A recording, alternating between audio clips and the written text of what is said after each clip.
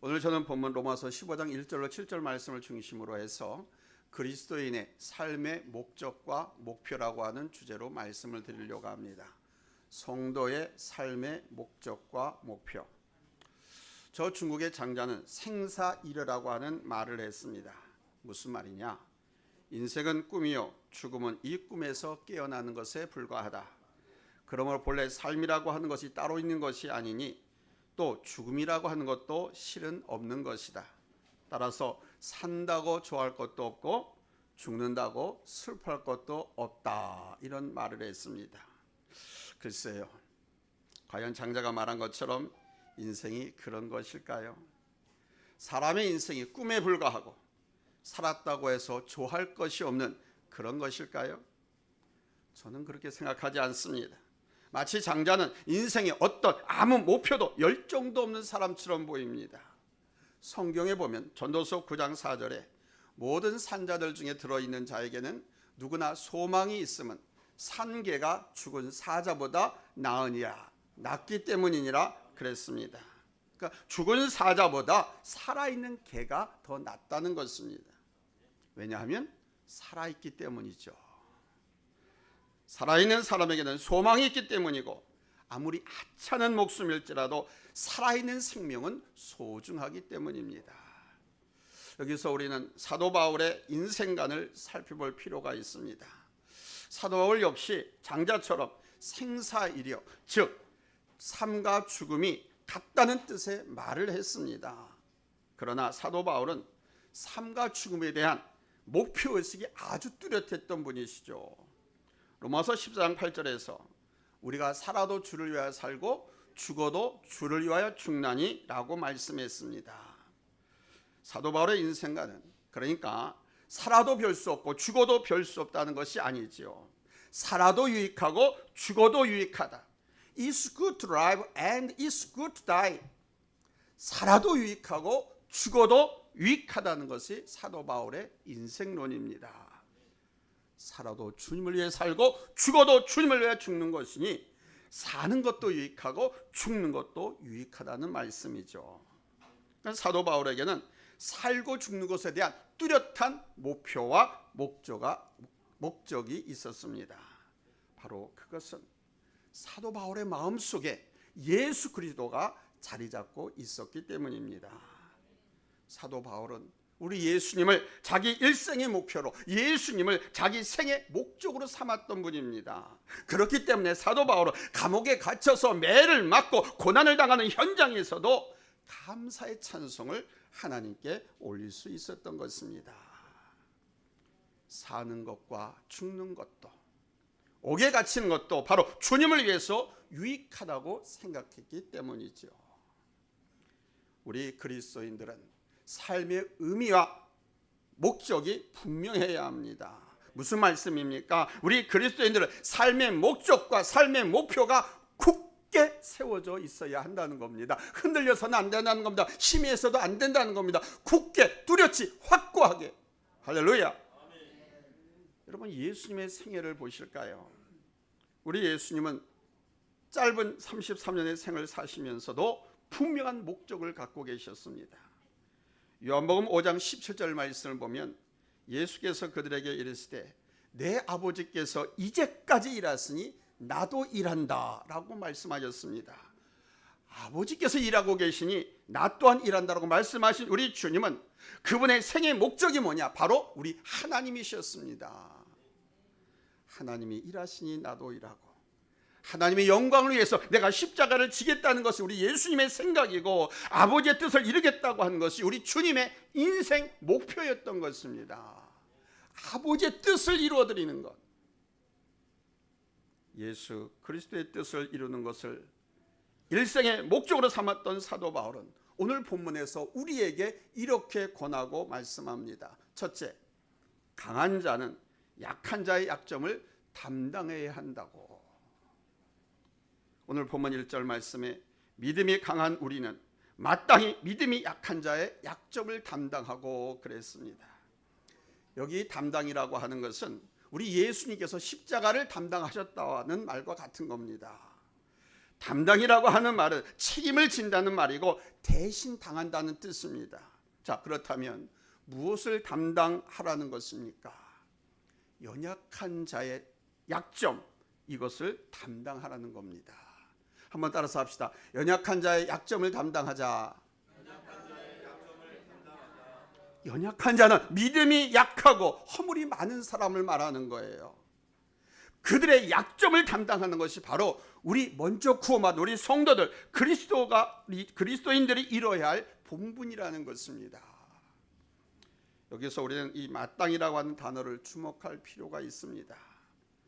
연약한 자의 약점을 담당하는 것이 성도의 마땅한 삶이라는 말입니다. 우리가 마땅히 약한 자의 약점을 감당해야 하는 까닭은 우리 예수님께서 그렇게 사셨기 때문이고, 우리는 예수님의 모습을 닮아가는 삶을 살아야 하기 때문입니다. 왜요? 믿음의 주여 우리를 온전케 하시는 예수를 바라보라고, 본받으라고, 닮으라고 하나님께서 말씀하셨잖아요. 아멘? 그런데 우리의 현실은 어떻습니까? 지금까지 어떤 신앙의 모습으로 살아오셨습니까? 약한 자의 약점을 감싸주기보다는 들춰낼 때가 많았고, 이해하기보다는 공격을 퍼볼 때가 더 많지는 않았습니까?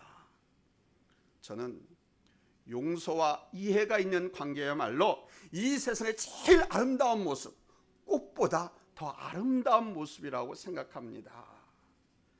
그런데 세상은 얼마나 상대를 공격하고 틈만 보이면 상처기를 내는지 모릅니다. 상대방의 약점을 잡아가지고 막 칼로 휘젓는 사람들이 얼마나 많이 있습니까? 도대체 긍정적으로 좋은 쪽으로 보아주는 것에 너무나 인색합니다. 한 늙은 아버지와 어린 아들이 당나귀를 끌고 길을 떠났습니다. 처음에는 이 당나귀 등에다가 어린 아들을 태우고 길을 갔습니다. 그런데 이것을 지켜보던 사람들이 뒤에서 숨거리면서 흉을 봤습니다. 아니 도대체 어찌된 세상이길래 늙은이가 걸어가고 어린 놈이 나귀를 타고 갈 수 있단 말인가. 마치 말세가 다가온 것처럼 수군거렸습니다. 그래서 아버지는 아들을 나귀에서 내려놓고 이번엔 자기가 나귀 등에 올라탔습니다. 그렇게 얼마를 가노라니까 또 지나간 사람들이 수군거리면서 욕을 해댔습니다. 이런 인정도 없는 늙은이지, 어떻게 어린 것을 걸리고 자기가 나귀를 타고 갈 수 있단 말이냐. 그래서 이 아버지가 좋은 생각을 해냈습니다. 뭐냐? 그래, 이번엔 너하고 나하고 같이 타고 가자. 그래서 함께 나귀를 타고 길을 갔습니다. 얼마쯤 갔을까? 사람들이 막 얼굴에 찡그리면서 욕설을 퍼붓습니다. 세상에 저런 무정한 놈들이 있나? 아무리 말 못하는 짐승이라도 어떻게 저렇게 학대한단 말이냐 하면서 또 비난을 했습니다. 이런 상황에서 아버지와 아들은 이러지도 저러지도 못하고 마음만 애태우다가 이번에는 아예 나귀를 등에 메고 진땀을 흘리면서 길을 갔습니다. 이런 모습을 지켜보던 사람들이 또 낄낄거리면서 손가락질하면서 욕을 해댔습니다. 아니 세상에 저렇게 미련한 놈들이 있나? 아니 당나귀를 등짝에 메고 가네 그려? 저런 미련한 놈들 좀 보게나. 사랑하는 여러분, 이래도 욕하고 저래도 욕하는 사람들을 보십시오. 여러분들이, 아니 우리가 바로 이런 세상, 이런 사람들 틈바구니에서 살고 있다고 생각해 보십시오. 근데 실제로 우리 주변에서 이런 일들이 얼마나 많이 일어나고 있습니까? 여러분, 우리 하나님을 믿는, 예수를 믿는 성도들은 그러면 안 됩니다. 여러분, 방금 말씀드린 이 이야기를 다른 각도에서 한번 생각해 봅시다.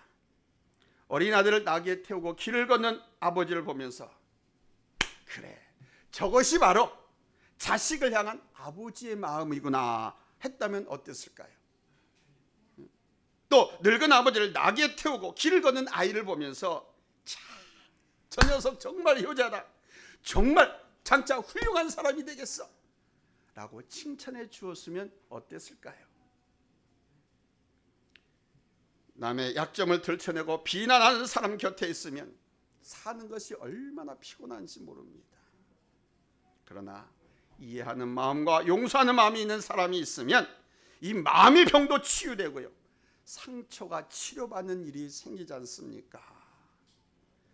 사랑하는 여러분, 오늘 사도 바울을 통해서 주시는 말씀을 기억하십시오.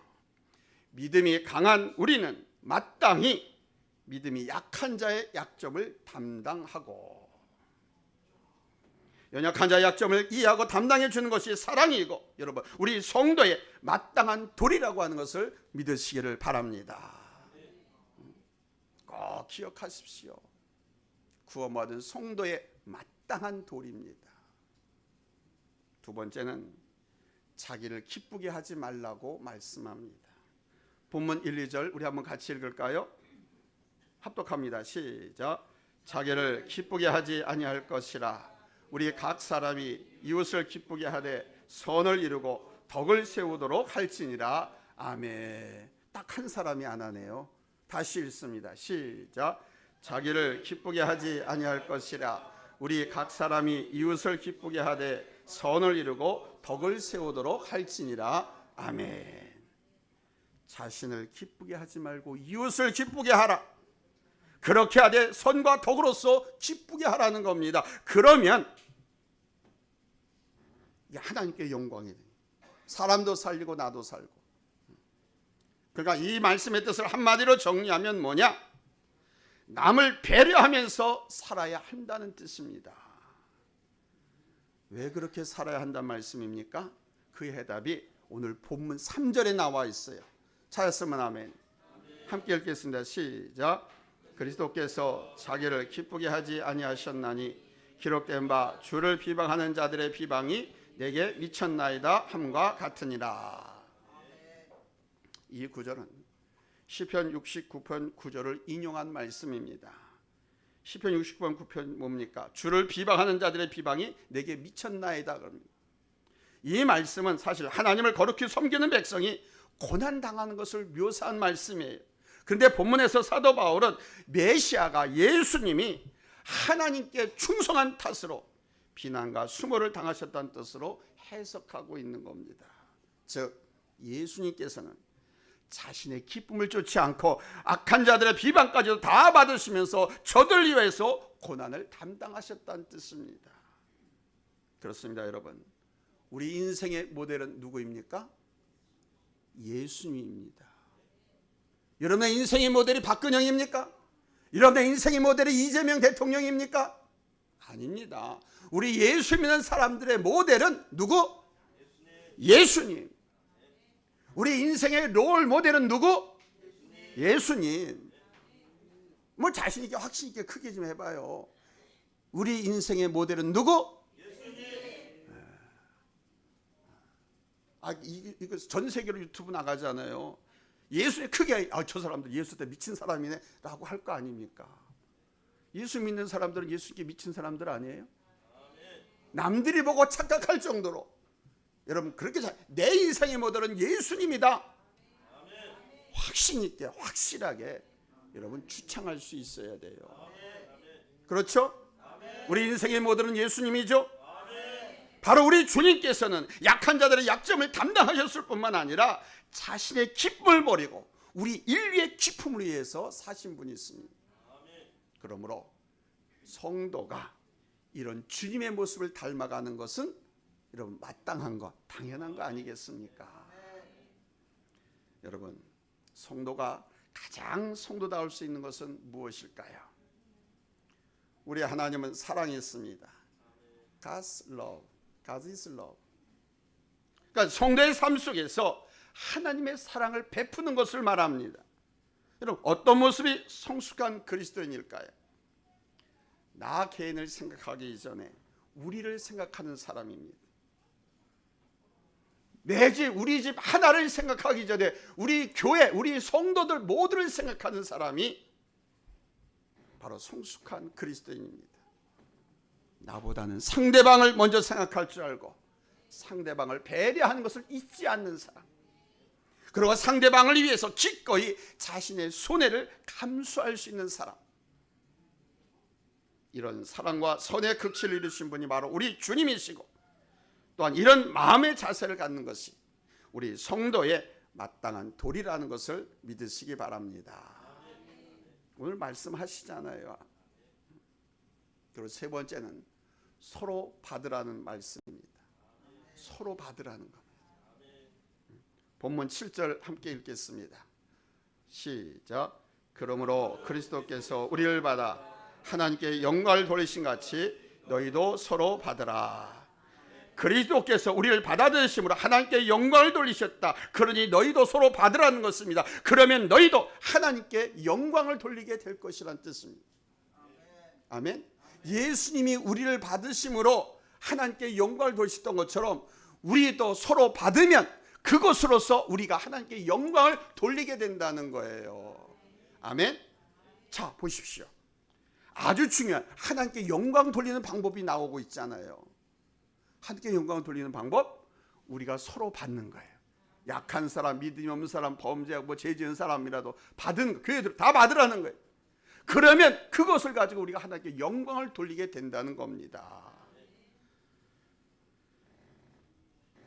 여기 서로 받으라는 말은 원어로 가까이 취하라는 뜻입니다.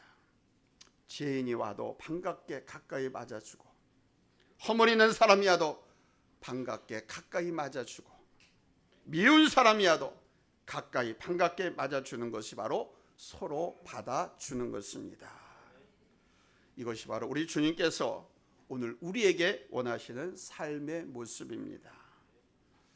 지금까지 살아온 여러분의 모습은 어떻습니까? 우리가 아직 죄인 되었을 때 예수님께서 우리를 받아주셨습니다. 아직 많은 허물을 안고 있고 악한 마음이 득실거리는 나를 받아주셨습니다.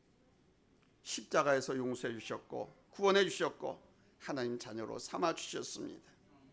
이렇게 우리를 받아주심으로 우리 예수님은 하나님께 영광을 돌리셨습니다. 그러니 너희도 서로 받아주어야 한다는 거예요. 아멘. 미워해서 안 돼요. 척져서는 안 돼요. 서로 소원관계처럼 지내서는 안 돼요. 서로 가깝게 반갑게 맞아주고 하나가 되어 한 마음으로 신앙생활하고 하나님을 섬기라는 거예요.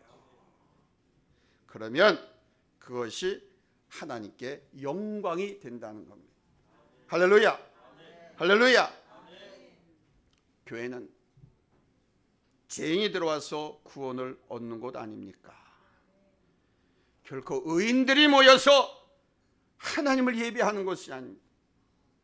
교회는 술 취한 사람도 들어올 수 있는 것이고, 살인죄인도 찾아올 수 있는 것이고, 날강도와 도둑도 찾아올 수 있는 것입니다. 이런 죄인들이 찾아와서 용서받는 것이 교회이고, 이런 죄인들이 찾아와서 구원받는 것이 되어야 하는 거예요. 그러기 위해서는 여러분, 사랑으로 우리가 받아 주어야 되지 않겠습니까? 이해와 용서가 있어야 하며 위로와 격려가 있어야 한다는 것입니다. 우리가 허물이는 형제자매를 가까이 맞아줘야 하는 까닭은 무엇일까요? 딴 거 아닙니다. 예수님께서 나 같은 죄인을 받아주심으로 하나님께 영광을 돌리셨기 때문입니다. 믿습니까? 믿습니까? 그리고 나 역시 저 사람과 똑같은 죄인이기 때문입니다. 의인은 없나니 하나도 없다고 그러셨잖아요. 다 죄인이라고 했죠. 하나님께서 당신이 그렇게 선포해 놓으셨는데 나는 죄인이 아닙니다 라고 우겨댈 수 있습니까? 교만한 거죠. 그런 교만한 자는 하나님께서 찾아서 찍어서 멸망시킨다고까지 말씀하셨는데, 그 사람과 똑같은 죄인입니다. 아니 어쩌면 그 사람보다 내 죄가 더 클지도 모릅니다. 그래서 허물이는 형제자매를 당연히 받아주고 안아주어야 하는 것입니다. 사랑하는 성도 여러분, 상대방의 허물이 드러났을 때 감싸주는 성도가 되십시오. 사랑을 존경하는 국민 여러분, 상대방이 허물이 드러났을 때 감싸주고 용서해주는 국민이 되십시오. 아니, 감싸주어야만 합니다. 용서해 주어야만 합니다. 저 사람이 악하다고요? 분명히 나에게도 그런 모습이 있었습니다. 단지 저 사람의 허물은 드러났고 내 허물은 드러나지 않았을 뿐입니다. 저 사람이 음탕하다고요? 분명히 우리의 마음속에도 그런 음란한 마음이 있었습니다. 적어도 그런 마음을 가졌던 적이 있지 않느냐 이거예요. 단지 저 사람의 허물은 드러났고 내 허물은 드러나지 않았을 뿐입니다. 정도의 차이는 있을지 모르겠어요. 그러나 저 사람이나 나나 똑같은 죄인이고, 여러분 더럽기는 매 한 가지로 매 한 가지 아닙니까? 기분 나쁘십니까? 더럽고 죄인이라는 것은 매 한 가지라고 하니까. 시인하는 아멘을 안 하는 거 보니까 그런 것 같아요. 그러나 용서하십시오.